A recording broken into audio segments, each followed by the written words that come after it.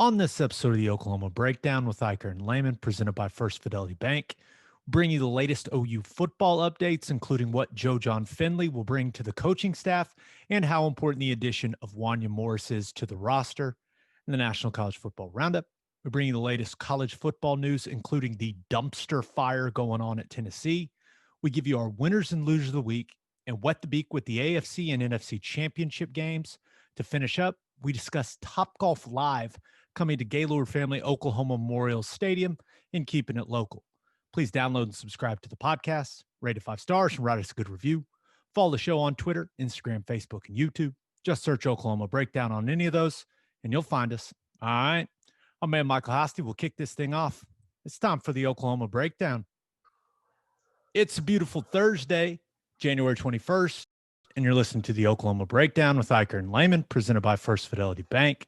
First Fidelity Bank is a full-service financial institution based in Oklahoma with tailored solutions for all your personal and business needs. Checking accounts, saving accounts, home loans, and much more. They do it all, whether it's online banking from your computer or mobile banking from your phone. Everything is stress-free with FFB. Making mobile deposits, paying bills online, and moving money to different accounts could not be easier. First Fidelity Bank also provides free ATMs worldwide, making banking convenient wherever you are. They also give back to the community. FFB donates a total of more than $500,000 to local charities and educational foundations. Make your life easier and go bank at First Fidelity Bank. Visit ffb.com for more information. Now, we're recording this on Wednesday night, and Teddy, what the hell are you wearing on your head? So I made a bit of a mistake. As you know, I was stuck at home with the coronavirus. So I was doing my radio show from home, and I have 2 headsets. I have one that plugs into my radio tie line and one that plugs into my laptop that I do the show with. And it's the same headset, but one of them has this connection on it to where I can plug it into my computer. And I took the wrong headset to the station. So in a panic, last ditch, my wife says, well, why don't you use Edward's headset that he uses whenever he's playing video games? And my first thought was, I'm not wearing that ridiculous headset on the podcast. And then I was like, well, you know what? Maybe I will. Maybe I will. And that, Gabe, is why I'm wearing this ridiculous headset that you see right now on my head. It looks tremendous. The people that watch this on YouTube are going to love every second of it. You look fantastic, man. That's all I'm going to say. I'm not going to give you too much flack because this will probably sound a little worse than usual, but I think the visual is completely worth it. Yeah, that's what I was thinking. I was like, you know what? I think Gabe may end up liking this. At least he'll make fun of me a little bit, and we'll get a little giggle out of it on the show. Yeah, there's no doubt. Now, we've had the last 5 episodes in a row, we've had guests. So we thought we'd just do one with the 2 of us, a little breather from having a guest. Just a reminder, if you're listening on Apple Podcasts, to leave us a 5-star review and comment with a guest that you would want us to try to get on the podcast. We've gotten some great feedback there. And Teddy, we do have a Brad Pitt update. We do. Yes. And this was the first thing I woke up to. I believe it was Tuesday morning. We have a podcast listener that knows Brad Pitt's dad and is buddies with him, and said that he would reach out to Brad Pitt's dad to reach out to Brad Pitt to see if he would be interested in coming on the podcast.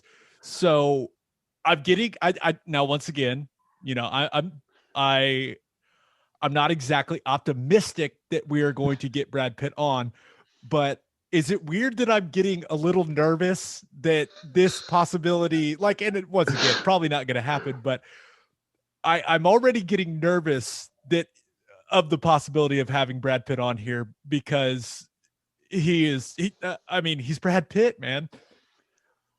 I'll tell you what's interesting is doing a radio interview there's a lot of big name guys that you get to interview, and that's fine. It's no big deal. But a podcast interview now with the Zoom format, I mean, it's just weird whenever it's me and you there, and then I see like Brad Pitt click into the conversation. It'd be like, hey, Brad, so what's going on? What's up, Brad? I am not afraid to admit this. And once again, very, very doubtful that we get Brad Pitt on here. But if Brad Pitt does come on this podcast and joins us via Zoom, I am going to get my hair and makeup done.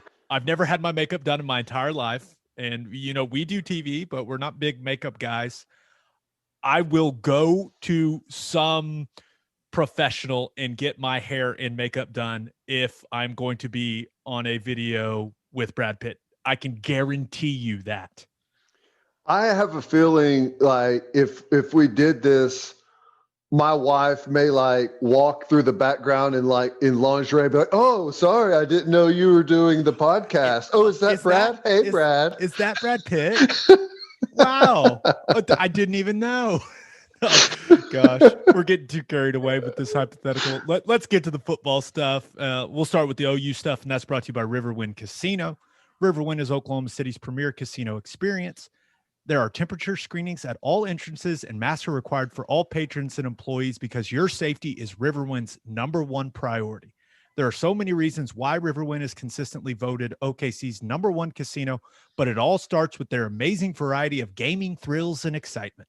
Riverwind's beautiful, award-winning environment plays host to more than 2,800 of the latest electronic games with a huge selection of table games, including blackjack, blackjack match, roulette, and Teddy's favorite, craps.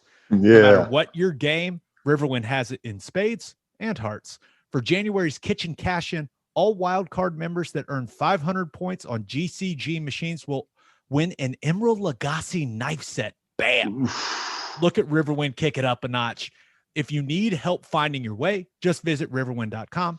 Riverwind Casino, simply the one. Lot going on for OU football. Let's start here. To replace Shane Beamer, Lincoln Riley has added Joe Jon Finley to his staff. He's going to coach tight ends and H-backs and will be heavily involved in the special teams. A lot of you guys remember him as a player at OU where he won 3 Big 12 championships. So he's got the OU DNA. He knows what the program's all about.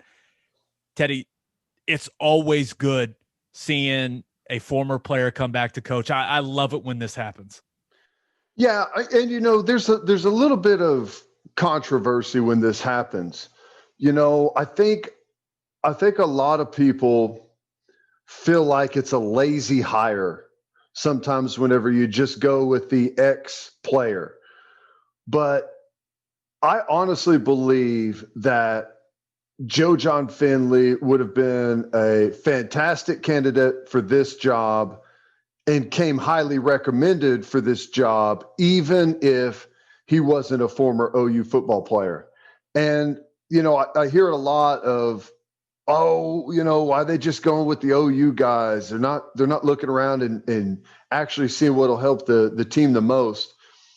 And it's like, would you rather have a former OU player coaching tight ends at Oklahoma or a former Missouri State player coaching tight ends, or, put in whatever university you want? I mean, I think you want guys that have a vested interest, that want the program to do well and have a history here, want to be remembered well here, and are not just using this as a hop-off point for the next big thing or just to hang around and be at a good place. I always think it is a positive whenever you have the ability to hire an ex-OU guy. As long as everything else fits and he's an excellent candidate, I think it's just a cherry on top.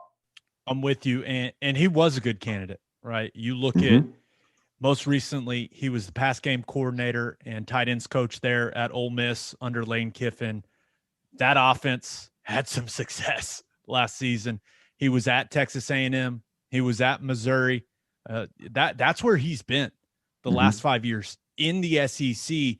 So he's been recruiting in that area of the country, and OU certainly wants to grab more players from the Southeast. They do. That's where you get a lot of those premier defensive linemen, right? That OU has kind of been lacking these last several years. So Joe Jon Finley, he's got relationships established in that part of the country. Some of those big high schools in that area, he knows the coaches. That is huge on the recruiting trail. And maybe he opens up some pipelines that OU hasn't had recently. I mean, that brings a ton of value. But I can tell you this about my man Joe Jon. He was a GA my last 2 years at OU. So he was a coach when I was a player. He's a great family guy. He is. But this dude is a straight up meathead. And I mean that. I mean that in the most endearing way. And he's all about football. He really is. And this is a guy that was shaped by Kevin Wilson's coaching. He's going to be extremely demanding of his guys. And Teddy, I can guarantee you one thing. I know this for sure. Austin Stogner will be a much better blocker next year. Much better, because that was Joe Jon's thing, right? It was physicality. Yeah, he caught some passes, scored a few touchdowns, there's no doubt. But he was out there to block people's ass. And that's what he did, and he played with great effort. There's no doubt in my mind he's going to make Austin Stogner a more complete, well-rounded tight end. Yeah. And, here's the other thing, an added benefit for multiple reasons. His dad was a high school football coach in the state of Texas, 40-year coach in the state of Texas. So, number one, he's tied in. And if you listen to people in recruiting, the high school coaches in the state of Texas dictate where players go more than anyone, more than family, more than anyone. That's who really dictates where kids are going to go. And the fact that he's got a good tie-in there to the Texas high school coaching ranks is a huge positive. It also means he grew up in a football household. Like, he knows what it means to be a coach. He's grown up around the game. He's been around it since literally he was born. So I think that's a couple of good things there. And you're right. He's a meathead in the best sense of the word. And he always tells a funny story. So Joe Jon was a freshman when I was a senior. And he came and he had a rough go of it. He was on scout team tight end his freshman year whenever he redshirted. And so he had to block Dan Cody as a 6 technique every single day, which is, no big deal. And he tells this funny story of, we were in a scrimmage one time and he's blocking Dan. He fires off as hard as he can. And Dan just grabs him and throws him. And he goes stumbling forward and he goes into my knees on accident and cuts me. And Coach Venables, he says, sprinted from the sideline and was trying to kill him right there on the field, was trying to attack him. So it's pretty funny to hear him tell that story, because that's tough duty as a freshman, blocking Dan Cody, man. I'm telling you, 6'6", 275 pounds, ran a 4.5, 4.6, no big deal. Brutal. Ooh, I love those stories. I've got some stories like that. There was an incident my senior year where a guy fell into my knee. It started a fight, like a coach's fight. It was awesome. But that's a story for a different day. Stay up. There, exactly. Another huge piece of news for OU football. Former Tennessee tackle Wanya Morris announced he will be transferring to Oklahoma. We told you guys that Bedenbaugh was going after him hard, and the former 5-star recruit, this is a guy that started 19 games in the last 2 seasons for Tennessee. I think that this is a huge boost for OU's offensive line room, and it really does give them more talent at a position that I thought could be a little thin for them next year. right? Now we're expecting Anton Harrison to develop into a better player, right? Another offseason, or actually his first offseason, right? But to be able to get in that weight room and get stronger and mature and just get more seasoned, right? But now you got a guy that has played games, Teddy, and has played it in the best conference in all of college football. This is a huge addition in my mind. No, I agree. Let me ask you this, because this is kind of loosely how I see it. Tell me if there's anything different. Harrison at left tackle. Rame. I think it could be.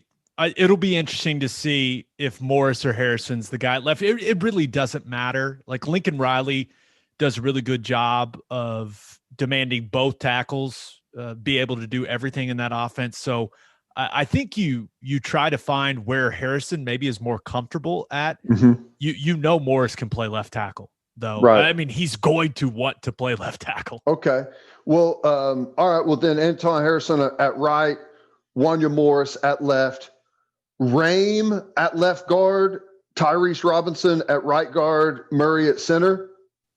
I would say Marquise Hayes at left guard. Marquise Hayes at left guard. The interesting part will be the other guard position. I think that's Chris the one Murray, I had that backwards. I think you talk about the center and the right guard position. I think you've got the three guys, though. You've got Andrew Rame, you've got Tyrese Robinson, you've got Chris Murray. It'll be two of those three in all likelihood that will fill those other two spots. I would be really, really surprised if Marquise Hayes wasn't the starting left guard. Yeah.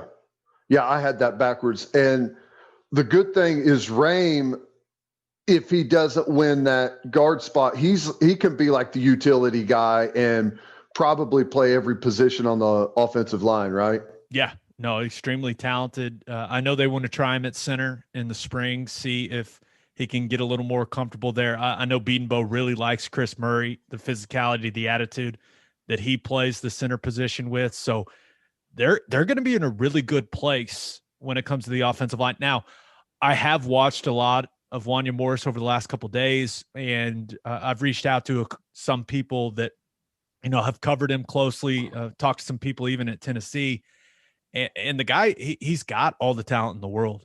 Right. You just look at him, and I've watched a lot of the tape, and he clearly has all the physical gifts you could ever want in an offensive tackle. But the one thing I do think he needs to work on is his technique. And if he develops he'll get that in spades out of Bill. Exactly. If he develops that technique, and he will under Bill Beatonbow, he doesn't have a choice. Or he'll be transferring again. Yeah, or else he's going back in the portal. This guy, I think he can be a dominant player. I do. If he takes that ability and gets some technique and really works at it. One thing I do like, and I know that Bill likes it, he's got a mean streak to him. And the best O-lines that Beatonbow's put together the last few years, I mean, they've had those guys that just play with some nasty, that he's got it. The one thing that I was told by a couple of different people was that at times when he was at Tennessee, maturity was an issue for him.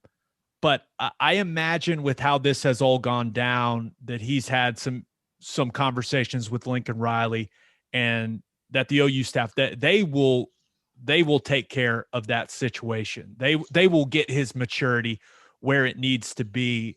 So I'm not overly concerned about that. Plus, he'll be in a new place. He'll be a year older, a year more mature. I wouldn't worry that. And you tend to be. And there's something on the line. I mean, whenever you expect to win, things change. You're in a better mood when you win games also, right? I Yep. mean, when you're going 3-7 at Tennessee, I could see where, maybe sometimes you aren't in the best of moods. Let me ask you this, and because this is the best way, and this is generally how like scouts do it. Who does he remind you of that Sooner fans that tackle that's played here? And you have to remember, this is not a comparison, but maybe he moves like a guy if you say he kind of reminds me of body type like Trent Williams, you're not saying he's going to be the next Trent Williams, just kind of stylistically what you see out of him as an athlete. Yeah, he does look like body type wise. Like if you go back and look at how Trent looked in college, like it is similar when you just look at height and weight, but he's almost like a more athletic Darrell Williams to me, because he's a physical kid. I mean, you can tell by the way he plays. Now we'll see. That's something I hadn't thought about. Give me a little bit. I got to watch some more. Now you're going to have me watching Wanya Morris tape all night. Awesome. Deep in the weeds on Tennessee. Thanks, Ted. One last thing for OU. They have landed former Penn State quarterback Micah Bowens as a transfer. Now, some of you may be asking why Bowens would want to come to a school that is going to have Spencer Rattler and Caleb Williams. And I was kind of asking the same thing, but he's talked to some people, said that, he liked the numbers, that there was only a couple scholarship quarterbacks, and he wasn't going to pass up the opportunity to play for Lincoln Riley. So I think this is a smart move by Lincoln Riley, because, Ted, with how fragile things are, with how the transfer portal is working now, you got to find some depth in that QB room. I know it looks great right now. It looks about as good as a quarterback room can look, probably looks better than any QB room in the country, but it's important to have, for lack of a better term, a backup plan in case anything changes, right? And now I'll say this, if Bowens is ever the starter, something has gone tragically wrong, I think, but with Mordecai and Morris leaving, this seems like a really smart move by Lincoln Riley. I mean, in my opinion, you just hit the nail on the head. And not just a smart move by Lincoln Riley, a smart move by the Bowens kid. Chandler Morris played here a year. He's transferring. I think he's going to have a chance to start someday at TCU. Tanner Mordecai, I think he's going to transfer and get a starting gig. Austin Kendall transferred, was a starter. If you come to Oklahoma, even as a backup and don't play, come in a few times in mop-up duty, the fact that you were in Lincoln Riley's offense, you were coached at quarterback by Lincoln Riley, that gets you in the door a bunch of places.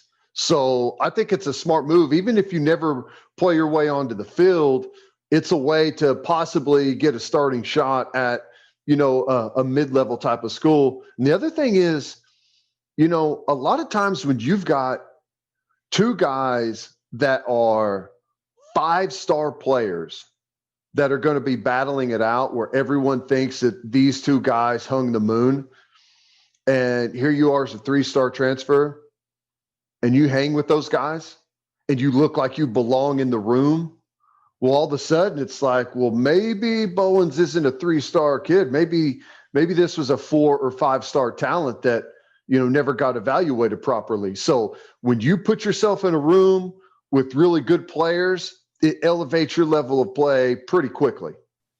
Yeah, it's going to be interesting to see what happens with this kid. Maybe I'm selling him short. Well, we'll see. Maybe he does somehow end up being the starter at some point. And there's always the possibility of injuries. I mean, it's still football, so we'll see. But if we know anything, Lincoln's going to play the best guy. We saw him bench Spencer Rattler in the OU Texas game. So, yeah, and if Bowens shows something, maybe there's a package for him in the offense, something like that. You know that Lincoln Riley will get as creative as he wants with it. So, I mean, we'll see. All right, let's move on to Call Your Shot, and that's brought to you by Rock and Roll Tequila. Rock and Roll Tequila is the ultra premium tequila that hits all the right notes. It's won all kinds of awards for its superior taste and smooth finish. To find a store that has it, visit rockandrolltequila.com or check out their Instagram, Twitter, or Facebook. This stuff is fantastic. If you don't want to take my word for it, maybe you'll listen to this guy. This is Coach Bob Stoops. When you're a college football coach, it's important to have an eye for talent. The same holds true when choosing your tequila. When I tried Rock and Roll, I liked it so much, I decided to become a partner in this Oklahoma-owned company. Crafted in the highlands of Jalisco, Mexico, the smooth taste of Rock and Roll's triple distilled platinum, our añejo called Cristalino, and the incredible premium quality mango tequila are awesome. Our defiantly unique guitar-shaped bottles make it easy to find, and you'll love the ultra-premium quality and taste. No excuses. Make rock and roll your game day tequila. Tastefully rebellious, start the party with rock and roll. And we asked you, with all that happened this week in OU football news, what was the most significant? And our favorite comes from Kane557 at Cool Your Crits on Twitter. Cool Your Crits. He says, with the more than likely addition of Big Cat Bryant, along with the returning defensive players, we have a lot of players focused on one thing and one thing only. The offseason, winter conditioning, etc. will make us really strong on the defensive side of the ball. We will eat. Now, unless Cool Your Crits knows something that we don't. Now, I will say this. So, Big Cat Bryant, a stud defensive lineman from Auburn, had entered the transfer portal. He had put something out on Twitter last weekend that said he was going to Tennessee, and it made sense, right? Kevin Steele, his old defensive coordinator, was now at Tennessee. But that whole Tennessee situation, we'll get to that in the National College Football Roundup, that is just an absolute mess. And Big Cat Bryant has since deleted the tweet saying he was committed to Tennessee. So maybe he does end up at Oklahoma. I haven't heard that, but it's not the craziest thing. Maybe Wanya Morris putting in a good word. Hey, sounds good to me. It looks like every Tennessee star player is going to be hitting the transfer portal. I would that would be awesome. Okay, I don't know what else our end there would be if he plans on staying in the SEC. I don't know, but I agree that if you add a big physical, already established defensive lineman to this defense, it's going to put them over the edge. I mean, they are, in my opinion, and maybe this kid or a couple of kids are already on campus, but they are a player or two away from really being excellent defensively. And maybe that's Justin Harrington, who got hurt there in training camp.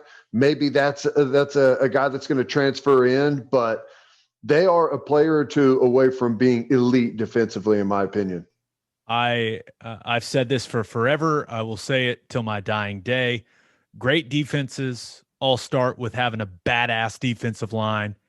And could you imagine Big Cat Bryant and Perion Winfrey in the interior? Ooh, boy. That's crazy. And don't forget, Isaiah Thomas was fantastic a year ago, and I bet he's going to end up being a captain and may end up being the best defensive lineman on the team, maybe by quite some margin. You could make the claim that he was last year production-wise. Yeah, and then you've got all those players on the edge, Benito, Walker, some of these young guys that are coming up. Could be fun. Come on, Big Cat. Why not? Just how fun would that be for me and you on the radio broadcast, just being able to say Big Cat all the time? I prefer to refer to guys like Big Cat, and everyone knows instantly who you're talking about. The Big Cat inside. I mean, typically everyone's like, is he talking about this guy or this guy? No, everyone knows exactly who you're talking about. That'd be awesome. Do it, Big Cat. Do it. Oh, one piece of Oklahoma State football news, and it's big news for Mike Gundy's group. Colby Harvell-Peel decided to withdraw his name from the NFL draft. He'll be coming back for his senior year, and this feels huge for that defense because now they'll have everyone but Rodarius Williams back in that secondary. So 4 out of 5 guys back for the Cowboys in the secondary. Now, Harvell-Peel didn't play his best football last season. He was banged up a lot. I think he was playing hurt in several games. But, Ted, when he's healthy, this is a guy that you and I both really, really like. Yeah, I was really interested to see him come back, and I think it's a good thing. I want to see the best players in this conference play. And, with Harvell-Peel coming back to Oklahoma State, obviously Oklahoma has their 2 safeties back. Eisworth, already been 3-time All Big 12 at safety, is going to be back again for Iowa State. We're turning into a defensive conference. Let's just embrace this thing, man. That's what the Big 12 is starting to be. It's a lot of fun, and I think that's huge for them. And I agree.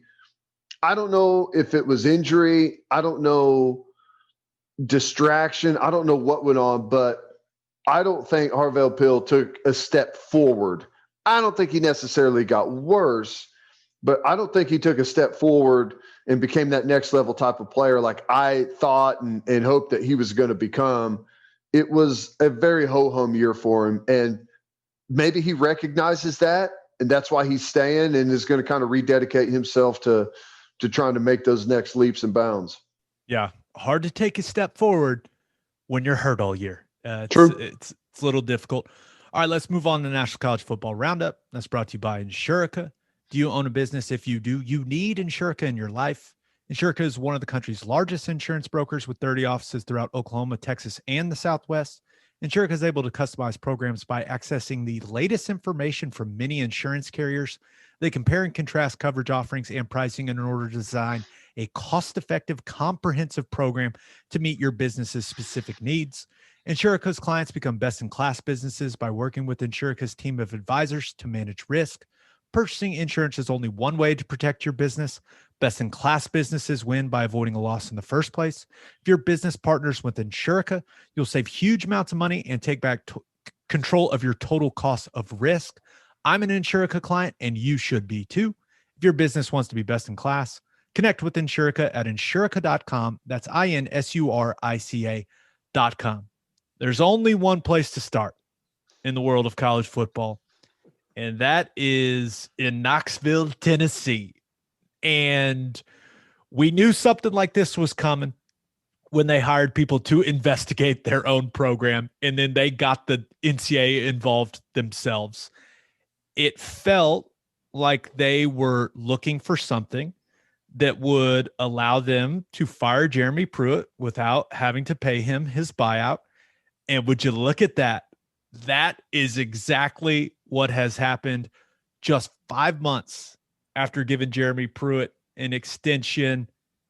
They have fired him after a 3-7 season, and they are not paying him his $13 million buyout that they would have owed him, citing recruiting infractions.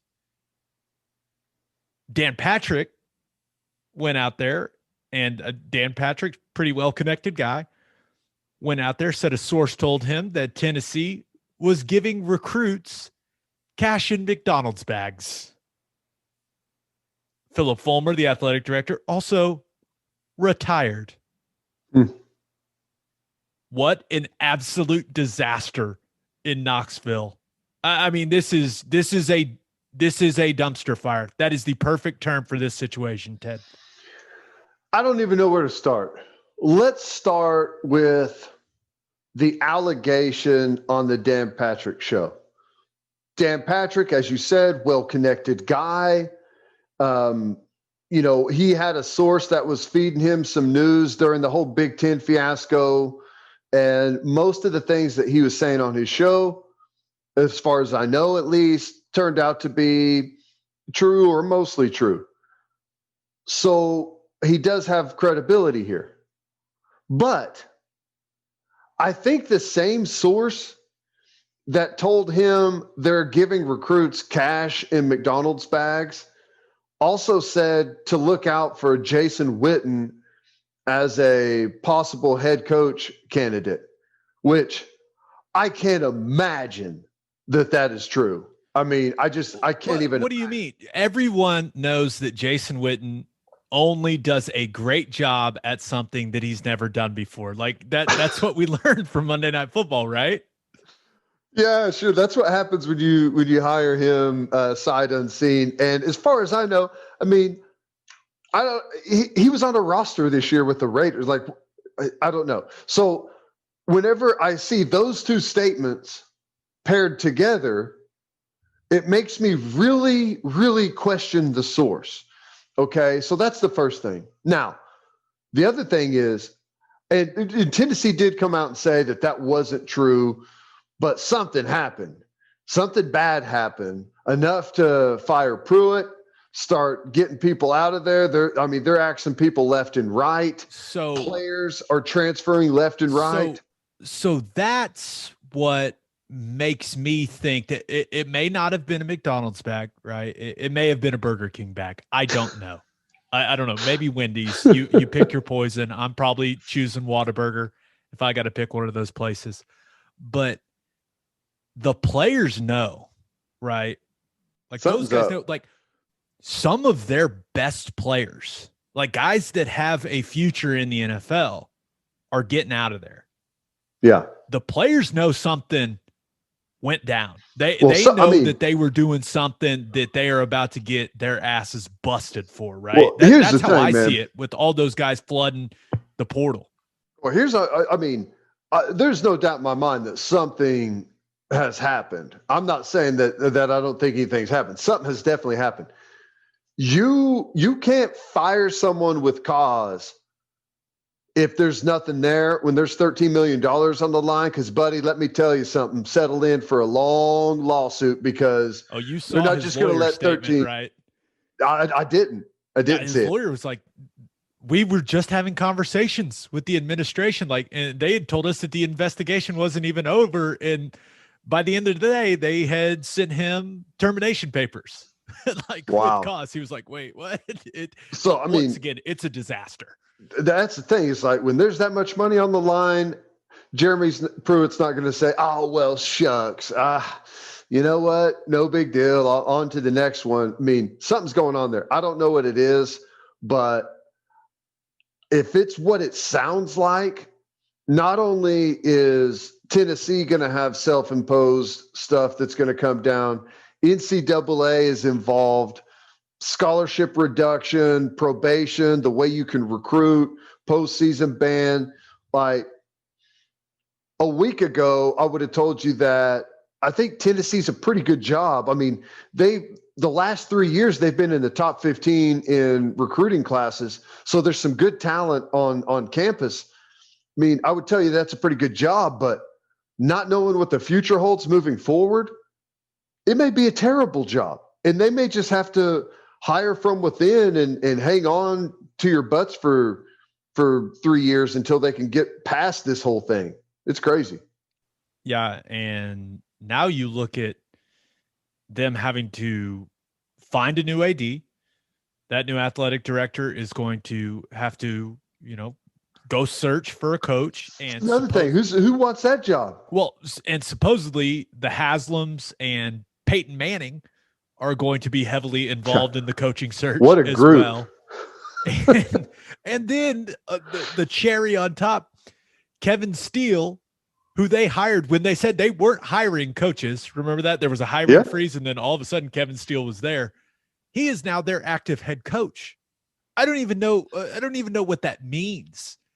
And you look at some of the potential candidates, like you can't hire Hugh Freeze while you're under an NCAA investigation.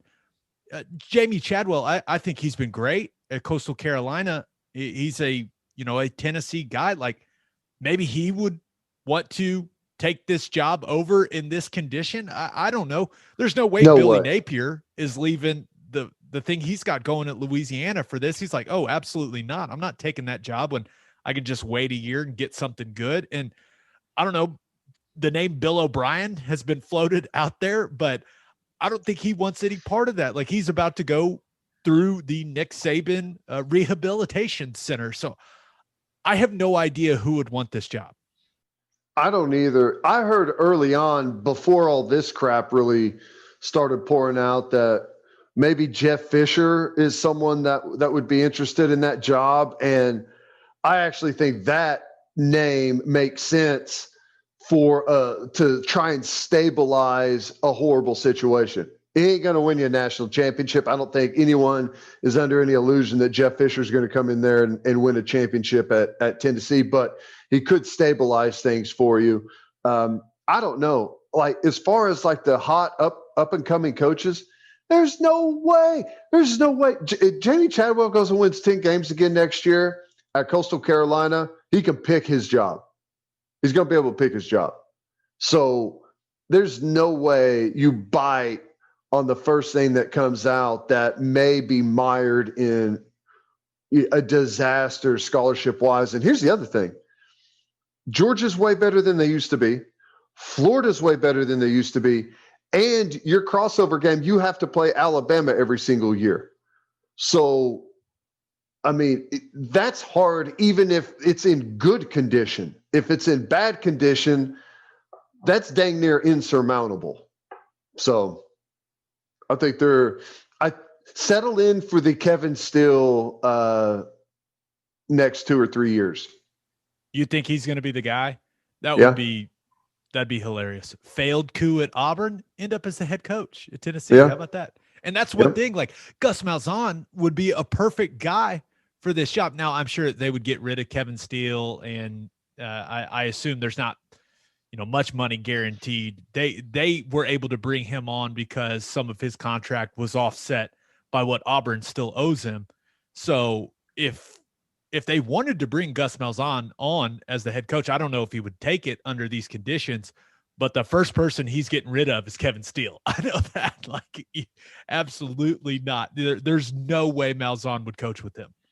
No, I don't think so. I mean, the truth of the matter is, until we know what the real fallout is going to be from this deal, as far as NCAA laying the law down, I don't even know that it's worth talking about who's going to coach there, because no one worth anything is going to take that job with all of that hanging over their head, because it's going to be impossible to turn it around. And what's going to happen is you're going to go there, you're going to coach there for 3 years and ultimately fail miserably, and you're going to be out of town, and it's going to be difficult to ever get another head coaching gig. So, I mean, that's why it's going to be hard for someone to take that job. That's where the coach that takes the job, they have their agent build in some incentives. Like, hey, if we get a scholarship reduction, I get an extra $1 million or something. Right. Like just something ridiculous. I don't know, but I'll say this. Doesn't make me sad to watch Tennessee go through this. I got no problem with that program, but their fans have gotten a little too big for their britches over the last couple of years. Shocker. An SEC school with their fans too big for their britches. And it's kind of funny watching them squirm just a little bit. But, we won't poke too much of Tennessee. If I could pick like schools to bounce back that were formerly great programs, Tennessee would not be on my list. I'm going to say something nice about Tennessee. Their shade of orange is the most pleasant shade of orange. I have the least severe negative reaction to their shade of orange. That's what I'll say. That's because it's appetizing. It's a push. It reminds you of a push pop. It's like sherbet. Yeah. So I agree. Yeah. Their oranges, it's okay. That's what I'll say. That's the nicest thing I can say about Tennessee right now. Okay. Texas has poached Washington's defensive coordinator, easy for me to say, Pete Kwiatkowski. He did a really, really solid job at Washington the last 7 seasons. That defense was always up there in the tops in the Pac-12 for scoring defense and yards per play. He has put a lot of guys in the NFL, several first rounders, a lot of guys there in the secondary and along the defensive line. And I guess it shouldn't be a surprise, right? With all the resources that Texas has, this Sarkisian is going out and getting some guys because they have no connection, right? Sarkisian was not at Washington when Kwiatkowski was there. This is just Sarkisian going, hey, that's who I want as my DC, and credit to Texas administration allowing him to go and get the guys he wants. I think it's a good hire, Ted. He's put together a really big staff, a really good staff, I should say. And, whenever he took over the job, it's the first thing I've not just said about Sarkisian at Texas. Every head coach that takes a new job is, yeah, he's important. There's no doubt. But what's the staff he's going to put together going to look like? That is the real crucial part. Like, who are the guys day in, day out that are going to be developing the talent, that are going to be working the streets, trying to get recruits in? Like, that's the most critical thing whenever it comes to a head coach. And I'll give Sarkisian credit. As of right now, he's put together a hell of a staff. And Kwiatkowski out at Washington, like, their defense isn't good. It's legit. It's excellent. And not scared of Texas by any means, because there's been good coaches go there several times in the recent past and fail. I think it has more to do with that environment than anything. But this is an excellent defensive coordinator that they've hired. We'll see what he can do. But his track record is sterling. And we know Steve Sarkisian can call some pretty good plays. So the staff and their O-line coach can coach. And their O-line coach can coach. I'm a big Kyle Flood fan. Texas is going to be better. The gap will close in my mind. They've just got too much talent on that coaching staff to not win more games. That's the way I see it now. I feel like I've said that before, but yeah, I saw this hire and it raised my eyebrows. My initial reaction when I saw it, oh shit. Because you and I, we've talked about Washington's defense before and how much we like what they do and how well they play. I was like, dang it, I did not see that coming. No, and I know the first thing everyone's going to say is, they were good out in the Pac-12. All of the offenses out there are crap. I mean, you look at what they did against non-conference opponents, it's excellent. And they didn't win all those games, but the teams they played didn't score very many points. I think Ohio State beat them like 28-24. I think Alabama beat them like 30 to 20 or 30 to 17. I mean, every game that they played against a big non-conference opponent, it was a tight, low-scoring football game where they held those teams way under their season averages offensively. Yeah, and you look at some of those guys that he has produced off that defense, and of course, they're talented, and then he developed them. That's something he did a really good job. You're talking like Byron Murphy, Marcus Peters, Budda Baker. Like, they've had some dudes now, especially in the back end. A couple defensive linemen. Danny Shelton was a first-rounder guy I played with in Cleveland. So Vita Vea, who may or may not be back for Tampa Bay. Be big.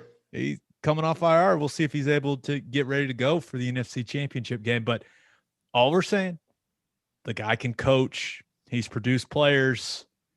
He certainly has me more worried than Chris Ash did. I'll say it that way. There's no doubt.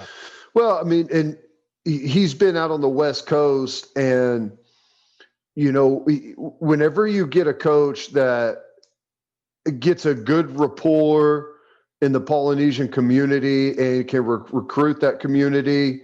Now, can he bring that to Texas? I don't know, but you know, that's a good little ace up your sleeve whenever it comes to recruiting talent that, you know, Texas hasn't had. And the key for Texas, obviously, is the state of Texas getting the best players out of their own state, because they are not winning their own state right now. So maybe that's not even going to be a focus for them. But I think it is kind of an ace in the hole there for that staff. Yeah. Okay, so the Nick Saban coaching rehabilitation. God, I just can't even speak. Why do I even do this? The Coaching Rehabilitation Center continues to be open for business. Sounds like Doug Marrone will be the next offensive line coach there at Alabama. This is a guy that was just the head coach of the Jacksonville Jaguars. I mean, you go back a couple years, they were pretty close, and he's a football guy. I don't know if you've ever heard him talk. I've heard him on Pardon My Take with those guys. He is just, I mean, he just sounds like a great guy to be around, and he sounds like an offensive line coach. So the Crimson Tide are once again going to be well coached at the line of scrimmage. Do you think, like on Tuesday morning at 7 a.m., they all get together, some bad coffee in the back of the room, and Doug Marrone sits down and says, "I'm Doug Marrone. I was just fired by the Jaguars." And the whole group is, we've been there. Hi, We Doug. Hi, Doug. It's just it's a little community. Once a week, they all sit down and talk through their problems and, what it was like to be fired. And they work their way back together as a group. Arts and crafts time. Some arts and crafts. Maybe they have some candy at the end. I don't know. Maybe ice cream. I don't know. But I can't imagine. Charlie Strong brought cake. Nice. Charlie Strong headed back to the NFL, right, with Urban Meyer. But you look at this. This is, I've been very complimentary of Kyle Flood, and thought it would be interesting to see who they replace him with. And they replace him with a guy that's been an NFL head coach that knows a lot about offensive line play. I shouldn't have doubted Coach Saban. We have to call him Coach Saban, right? We can't call him Nick. That's what that one reporter freaked out about. I still laugh at that.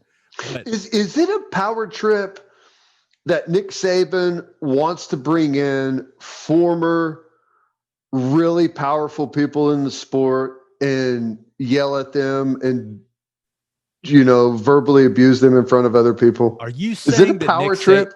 Are you saying Nick Saban may have some little man syndrome? Come on, man. No. I mean, it's just interesting, It's interesting that it just keeps happening. If guys keep getting great jobs, it's not going to stop happening, I mean, you look at Alabama's staff next year, they're going to have Saban, who was a head NFL coach. They're going to have Bill O'Brien, who was a head NFL coach and general manager, and Doug Marrone, who was a head NFL coach. What? I mean, and that's really that's NFL. And, the list of college head coaches goes on and on too. And, here's the thing. High school kids have more information than they've ever had. What does Bill O'Brien, being your offensive coordinator, say to a high school kid whose goal now is to see how fast they can get to the NFL? It's, this guy's an NFL guy. He's going to know how to get me to the NFL better than any college coach will. Of course I'll go play for an NFL guy. But then they may be like, but Deshaun Watson hated him. I'm not playing for him. God, that whole thing has just got. Yeah. Oh, man. Try recruiting. I'm guessing Houston's not going to be his territory. Yeah. I would assume they'll give that territory to someone else. One last thing, a lot of movement at Ohio State.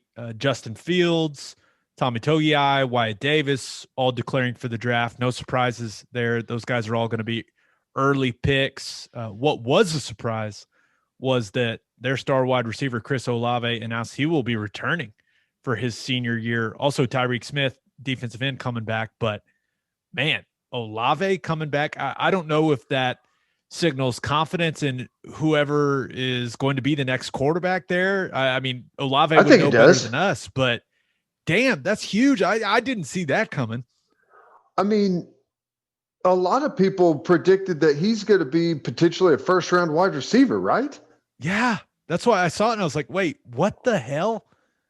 Shocking. Yeah, that's shocking to me. There's no way a guy that was thought of as a first-round wide receiver comes back if he doesn't think the guy that's about to start throwing the football isn't going to be hooking him up nonstop. Right. I there's just no way. The interesting part, and we kind of saw it with Devontae Smith this year, and maybe that's what Olave is thinking.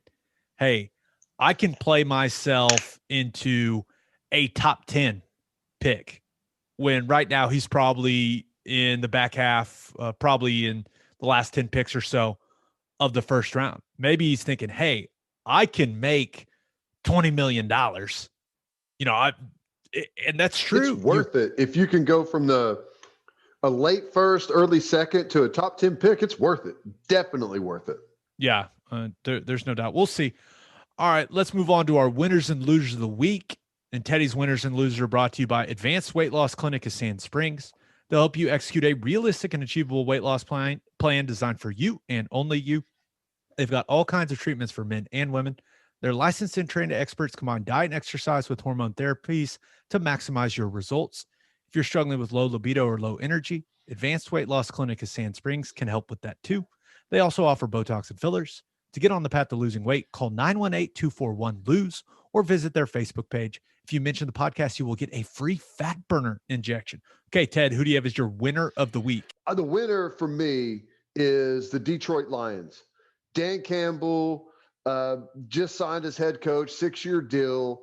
Fantastic guy, up and comer in the coaching ranks. If you remember, he took over as interim coach at Miami for the Dolphins and did a great job. It looked like he may get the permanent job. The players loved him, responded well to him. Went back to New Orleans. He knows that system. Kind of a branch off there of Sean Payton. Played for the Lions. I was a teammate with Dan Campbell up in Detroit. He's a awesome dude. The team is going to respond fantastic to this guy. Smart when it comes to evaluating players. I think this is a home run hire for Detroit. Yeah, he was in New Orleans when I was there, and everyone loved him. I mean, you could just tell he had the respect of every player in that locker room. And that comes with being a former player, right? And I'll say this about Dan Campbell. He's got the perfect amount of crazy, Ted. Yes, he does. Perfect amount. I mean, I don't know if you ever sat with him at lunch and listened to stories that he tells, but oh my God, he is the best storyteller ever. Funny stuff, man. I think it's going to be a home run for Detroit. Now, what does a home run for Detroit mean? I don't necessarily know, especially as long as Aaron Rodgers is playing the way he is in that division. But I know he's a really good football coach and is going to make good decisions there and get that team to play hard. Yeah, there's no doubt about that. All right, who do you have as your loser of the week? I wasn't sure how to classify him as either the loser or maybe even the winner, but it's Deshaun Watson. The guy is extremely talented. If you go and look at his quarterback rating, his QBR, his touchdown to interception ratio, just all the things he's done at Houston, he's been unbelievable. The problem is nobody else is any good. I mean, he's kind of facing the same thing that James Harden was saying that he was facing there. But here's the problem. Houston does not have a first-round pick in this year's draft. They do not have a second-round pick in this year's draft. So they're not going to get better through the draft necessarily. They have no cap space. They're $18 million over the salary cap limit. So they can't just go out there and break the bank when it comes to free agency. They really have no moves. They really don't. Now, I say he's a loser because he's going to burn his best years as a quarterback in Houston during a rebuild, and who knows who they hire, but it's going to be brutal for them. They're going to have some tough decisions, man, like J.J. Watt, stuff like that. They're going to have some really difficult decisions that they're going to have to make, and Deshaun Watson's going to suffer for that unless he can force a trade. And if he can force a trade to somewhere else, then a better situation, then I would say that he's a winner in this deal. But right now, the situation in Houston is horrible. Yeah, and I think it was Richard Sherman that came out, and I think it was on a podcast or something, said that Deshaun Watson should force his way out and go to the Jets, which I was like, what? And then I guess Sherman played for Robert Saleh, so he says he's an awesome coach, so that's where he wants Watson to go. I thought that, that would be great to have a guy that talented in the New York market. That'd be good for the league. I think that, maybe the Jets would have the pieces and the picks to be able to make that work. I don't know, but I'll tell you where you should try to go. And Jets, I like the coach they hired too, but Jacksonville is the place he should try to go. Now, I don't know how Urban Meyer's going to do in the NFL. My gut tells me it's not going to be nearly as good as he was in college. It's just a different dynamic.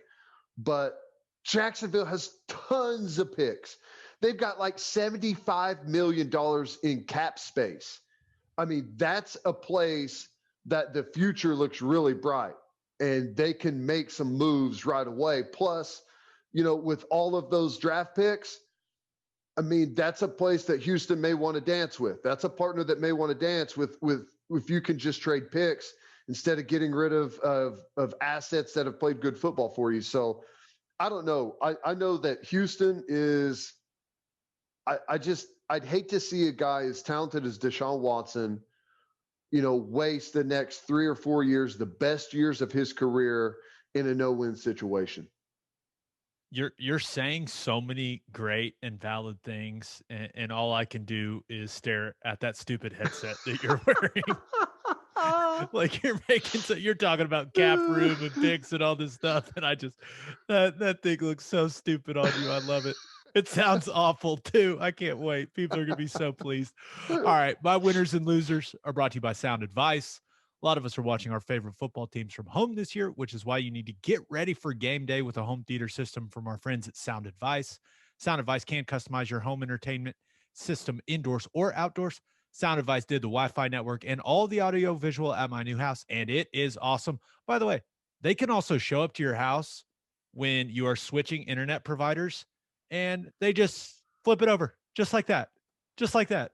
Sound Advice guys. The best. I mean, tremendous. It was great. Wow. I think that's a deeper story we may have to explore someday there. Yeah, it was. You know how loyal I am. It hurt, man. I know. It hurt. It hurt. We kept the TV service though. We kept the TV service. I couldn't pull the plug completely. I just couldn't. But Sound Advice guys hooked it up. They're the best. For the best home theater systems in the Oklahoma City area, call Sound Advice at 405-549-3880 or visit soundadviceokc.com. Okay, Ted, my winner of the week. I thought about going with you because Phillip Rivers announced his dadgum retirement, but then I was like, well, maybe Teddy's a loser because you won't be able to hate watch him anymore. So I wasn't sure which way to go with that one. But that's a good point. I also thought about going, I don't know if you saw this, but the Amanda Gorman, the lady that did the poem at the inauguration, I saw it. Like she had hand signals and everything. It was awesome. And then I looked and her books now are #1 and #2 on Amazon. And I was like, okay, she is having a great day. I listened to about the first 7 seconds of that and was like, this girl's about to be the most famous person in America over the next however many weeks. Yeah. Well, she was getting tweets from everyone. She was getting tweets from Oprah. That's when you know you've made it. Oprah's tweeting about you. I saw Toby Rowland, the voice of the Oklahoma Sooners, and there's nothing more big time than that. That's a good point. That's great. We got to get Toby on here soon. We got to decide when we want him to come on. Now, but I'm gonna stick with my winner of the week. I had picked it, and I'm gonna stick to it. And that's Lou Dort, Lugans Dort. And I know the Thunder got destroyed by the Nuggets the other night, and Jokic looked like a dad just dominating his middle school son and his buddies. That's kind of what that looked like. He was just toying with him. It was ridiculous. But Dort did what he always does on the defensive end. He just plays with such great effort. He was a pest for Jamal Murray. And I know Murray's banged up. I don't care. Dort was in his jersey doing his thing. But he's found confidence shooting the ball. He had 20 against the Nuggets. He was 3 of 6 from 3. And all of a sudden, you look up and we're 13 games into the season, and he's shooting 44% crazy from 3. 44%. Now, you look at some of the advanced analytics. I'm kind of a nerd for those when it comes to basketball. I like hearing people talk about that stuff. Like some of his advanced stuff, it isn't great, but his offensive improvement is clear. Anyone with eyes can see it. And this is the most exciting part, Ted. The guy's 21 years old. I mean, I think people forget he's 21 years old. This is awesome to watch. I don't know. Since I've been a Thunder fan, I feel like we've gone through about, 30 guys looking for a 3-and-D, and Dort Who would have thought Dort is going to be your best shot at it? We've had guys that are fantastic defensively, can't shoot 50% from the foul line. If we have a guy that can play defense, is physical and as tough as Dort plays, and he's going to shoot above 40% from three, sign me up, man. Give him all the money you can. I don't even care. I love it. See, Sam Presti was looking for long, lean wings for so long. He just needed to find the most compact guy possible. He looks like a linebacker more than he does a NBA player. I guarantee you, if you took Lugansdort and you lined him up and you had 10 people that don't know who he is, right? And say, okay, what do you think that guy does for a living? A bobsledder. Bobsled.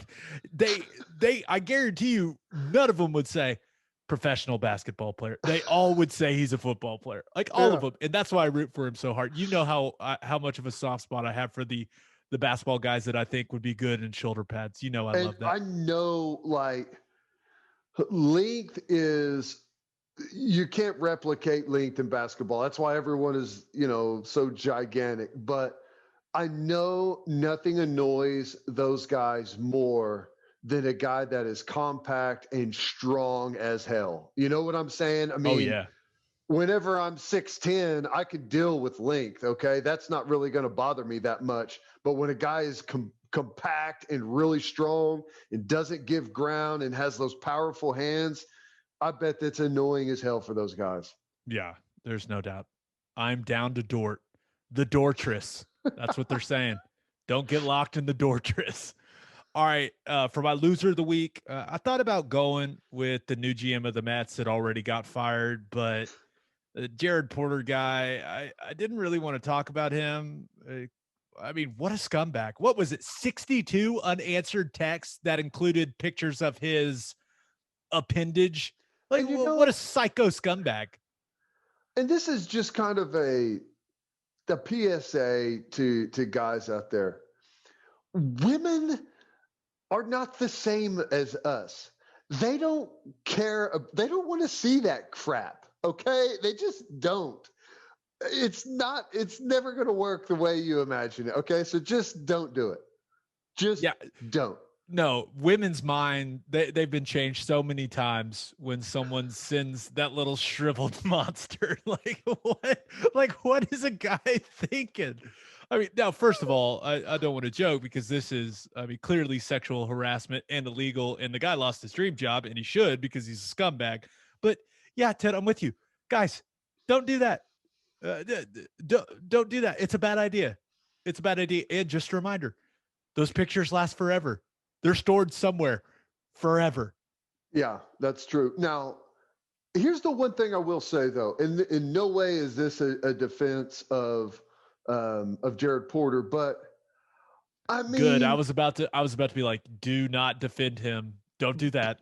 All I'm going to say, though, is how scummy is it of ESPN to have the story, sit on it, file it away until he takes a big job, and they're like, let's go to our file and see what we have on this guy, and then they hammer him now.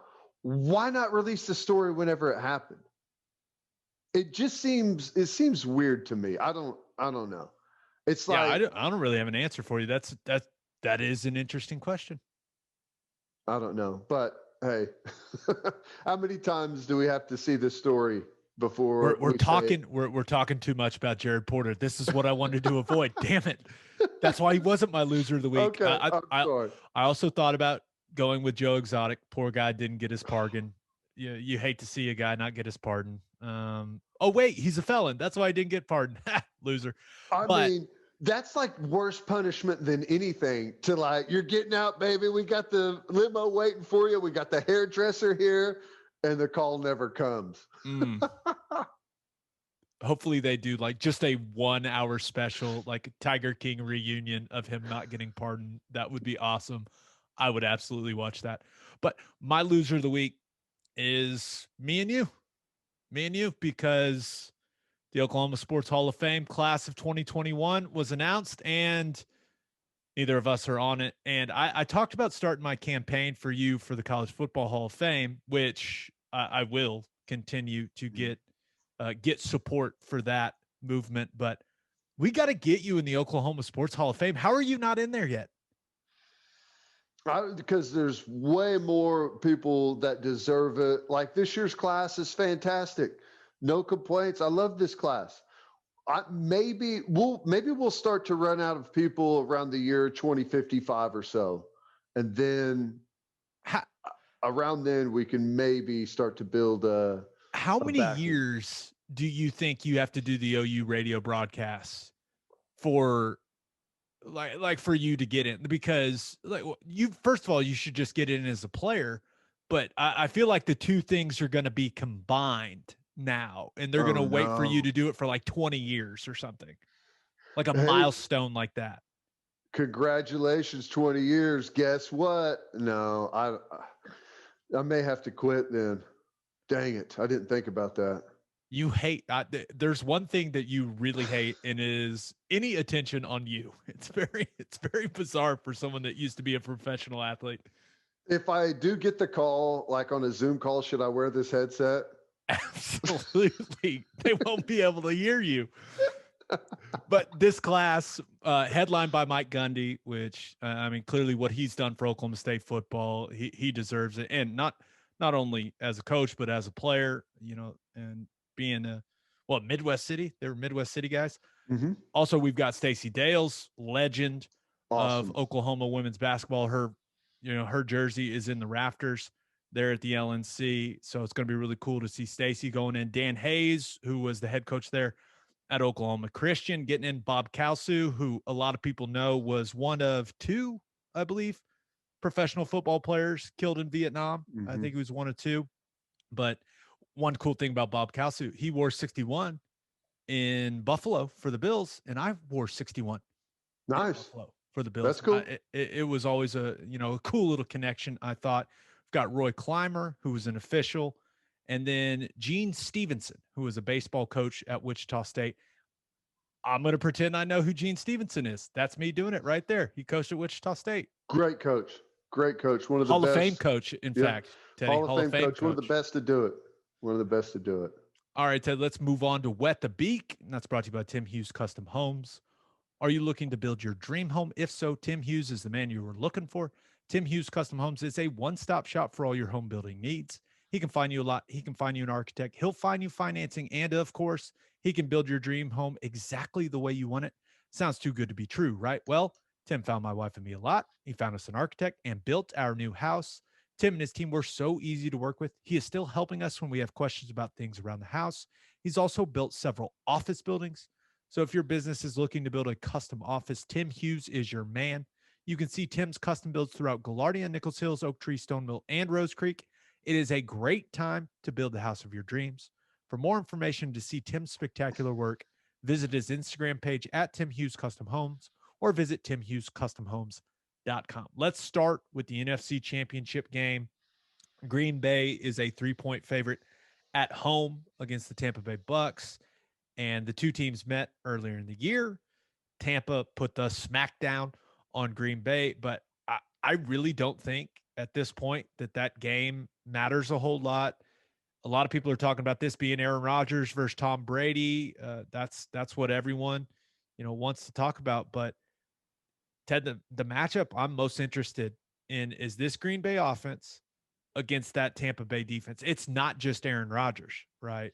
I can't wait to watch Carlton Davis go against Devontae Adams. I mean, we just saw Carlton Davis shut down Michael Thomas. Now, turns out everything in Michael Thomas's body was broken. Apparently, he's going to have it all surgically repaired. But Devontae Adams is a whole different animal. I mean, this guy, unless you want to say it's Stephon Diggs. This is the best receiver in the league. And the Bucs, they clearly got to slow Aaron Jones in that run game down. But the number one thing I'm looking for is, can the Bucs defense get pressure on Aaron Rodgers and make him uncomfortable? Because I'm not sure, although Todd Bowles, that dude loves playing man and loves bringing pressure, I'm not sure how much they can bring, because Aaron Rodgers, the back half of the year, he has been incredible against the blitz. No, I mean, so I watched this game whenever they played earlier this season, and, I think Tom Brady had the ball first, 3 and out. Aaron Rodgers went right down the field, scored a touchdown. Next drive, 3 and out for Tampa Bay. Aaron Rodgers right down the field, kick a field goal. 3 and out again. And then Aaron Rodgers throws a pick six, which is like the first pick six he'd thrown in like 10 years or something crazy. And it was like, oh my God, Tampa Bay's right back in this thing. I thought they were going to get killed. Very next throw, I think it's the next throw after they receive the kickoff, he throws another interception, and Tampa Bay punches it in. So it was just a weird football game. I think, and give Tampa Bay credit, they were playing a lot better than they did midseason. They've really picked up their form.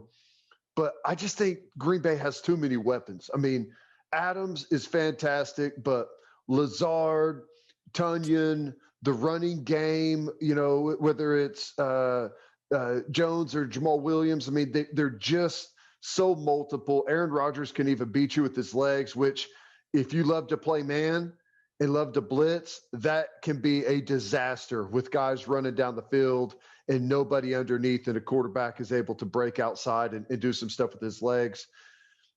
I think Green Bay wins it pretty handily, but I also feel like this is like a like too good to be true line.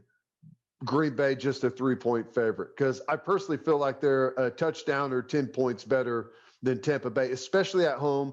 It's going to be in the teens, wind blowing and snowing for a team out of Florida. Yeah, I'm laying the 3. I'm taking the Packers. You and I both picked the Packers a long time ago to go to the Super Bowl. I feel like we can't abandon them now, Well, I mean, we talk about them offensively. I don't think their defense gets enough credit. I mean, they can flat out get after the quarterback. So I think they're a good all-around team, man. The only thing that maybe concerns me is this the game where David Bakhtiari's absence is felt? Yeah. We'll see. But Dude, in the AFC, would that be the craziest story, though, if Tom Brady goes to the Super Bowl in Tampa and goes on the road to Lambeau and beats Aaron Rodgers, who's maybe having his best season ever? I mean, is that just like the most ridiculous achievement of the man's career or what? Yeah, it would be the most annoyingly Tom Brady thing Tom Brady has ever done. Yes. So perfect way to put it. We'll see.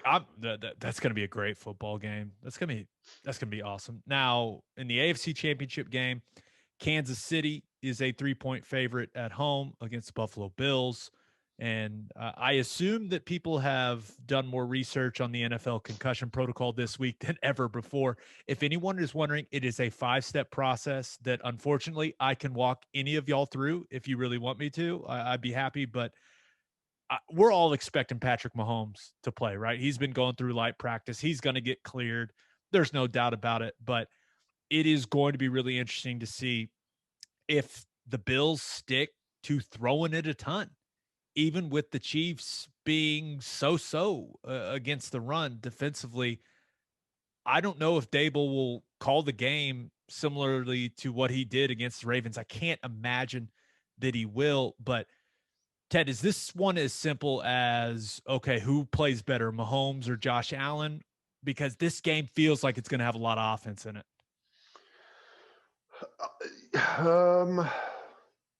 I think this game is as simple as Mahomes isn't going to be nearly himself. Josh Allen in Buffalo is better all around. I think their defense is better. I think they're when you include Diggs and what they do with Josh Allen, I know people are going to be like, how could you pick against Kansas City? They won the Super Bowl last year.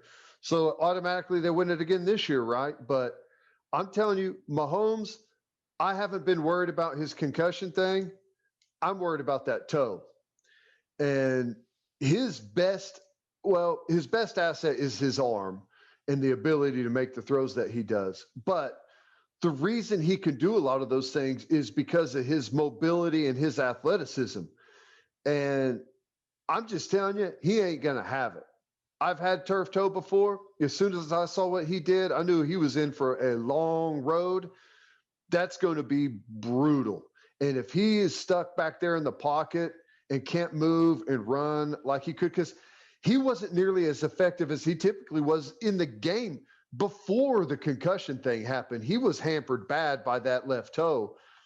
I'm telling you, I don't think Mahomes is going to be himself, and the Buffalo Bills are too good for a hobbled Patrick Mahomes and Kansas City Chiefs. I'm taking the Bills outright.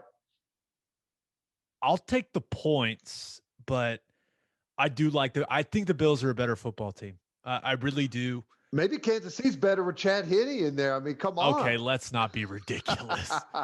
But I do think you're onto something. Like, I trust Buffalo's defense more than I trust Kansas City's. I really like the way those guys play. And you go back through the season, and I know Kansas City, they've had some final scores where the game wasn't as close as it looked, but they've been playing around a little bit all year. And I don't know if they can just turn that on, especially with a hindered Mahomes. I think Buffalo coming into that game with a ton of confidence, and the Chiefs, they haven't really been able to get after the passer, right? Frank Clark hadn't done hardly anything. Like, even Chris Jones has struggled a little bit at times. Now he's still Buffalo an absolute offensive monster. line is legit too. Yes, there's no doubt. So, but I will say this about both championship games.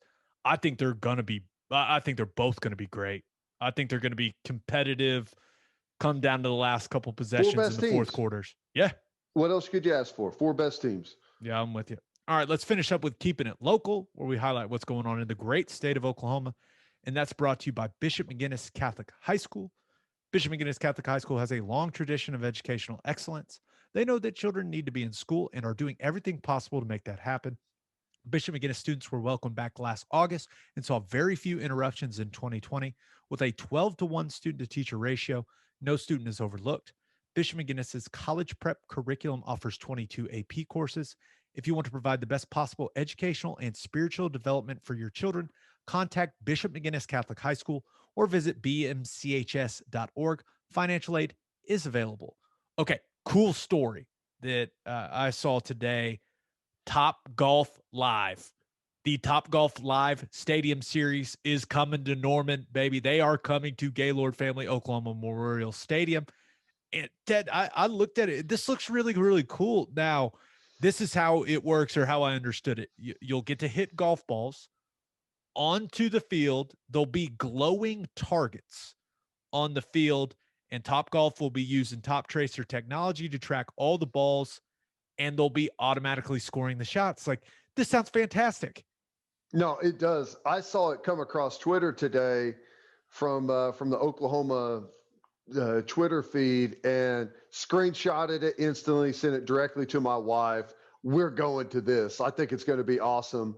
I mean, I like Topgolf to begin with. I wish they had one in Norman, but to be able to hit balls onto Owen Field, that's going to be the coolest thing ever. And, you know, with the new South End Zone, and I don't know exactly where you're going to do it from, but it's going to be an awesome setup. They'll probably have, like, depending on what's going on at that time, you know, because is it May, whenever it's May 6th to 9th. I repeat, 6th to 9th.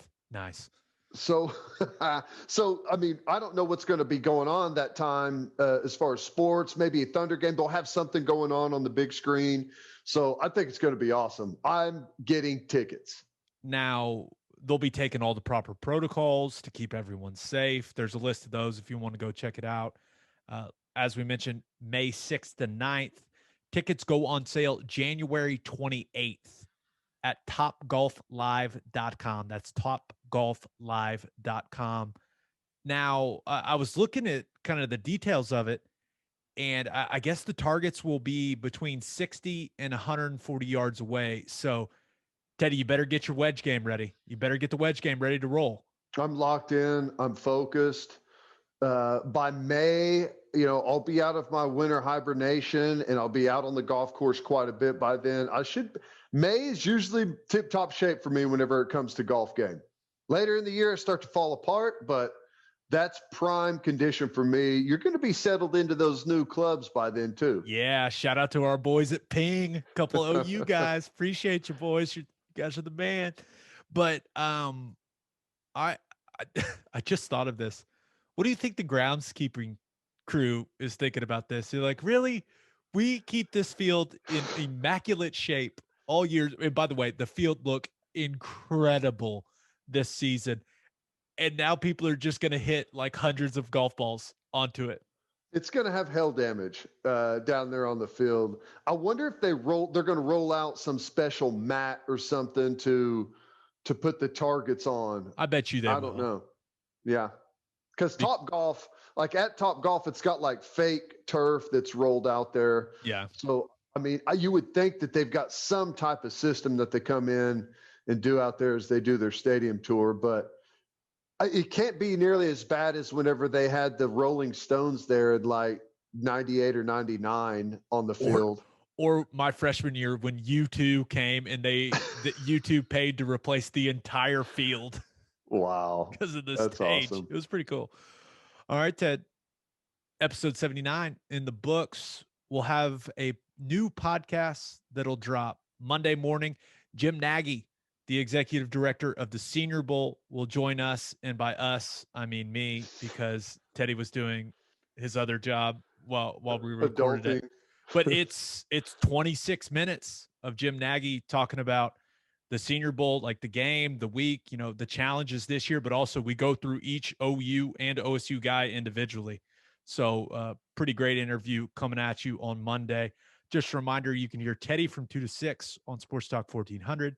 You can hear me from 3 to 5 on Sirius XM Big 12 Radio Channel 375. Hope you all have a great weekend. Until next time, we appreciate y'all for listening. Do what you always do, Oklahoma. Take care of each other.